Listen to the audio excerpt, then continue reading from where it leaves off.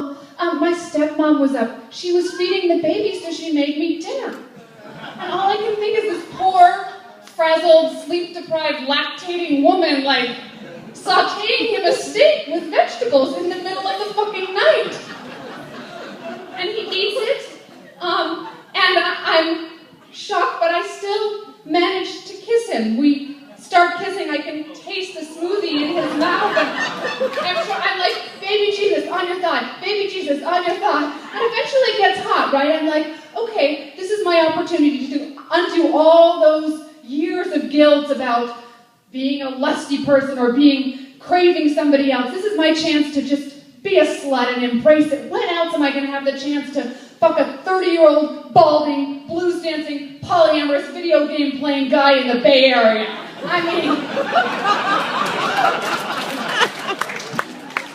So, I have in my hand the cock that killed baby Jesus, and things are getting really hot, and I'm thinking in my head, oh my God, I'm going to have sex with somebody else for the first time in 5 years. And he kind of stops and he says, you know, I don't really have a condom. I know, right? And at this point, I get a little angry. Like, I'm sorry, you went to the trouble of picking me up and rubbing your erection on my leg all night and you don't have a condom? Like, seriously? And he says, you know, we could go to the store and get one, but I'm really kind of tired. And at this point, I'm like, yeah, me too. I'm feeling pretty tired. So we kind of disengage, and I find a corner on the bed that seems kind of clean. I mean, maybe his stepmom has washed the sheets recently. I guess that's a possibility. And it's like 3 o'clock in the morning. I fall asleep, and finally, and we wake up. It's late. He's late for an appointment, and that colorful cloth on the window has kept out all the light, and you know, it's 10 or 11, we're rushing around getting keys and underwear and socks, and oh, where did my pants go?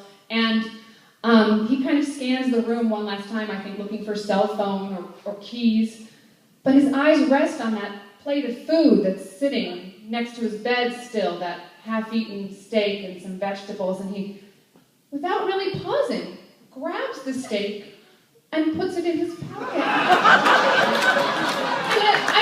at this point, I can't hide my disgust. I'm trying my best to be like, well, that was a fun almost one-night stand. And he puts the steak in his pocket, and I make my face, and he goes, well, you know, in case I get hungry later. And we walk outside, out into the bright sunlight, which is, by the way, far less flattering than the dimly lit blues club of the night before. And I look longingly at the swings across the street that I didn't actually get to go on. And all I can think is how in a few hours I'm going to have to call my husband and say, honey, I'm sorry. I tried to swing, but I only ended up sleeping next to a man who smelled like old sponges because he was too lazy to bathe or do laundry.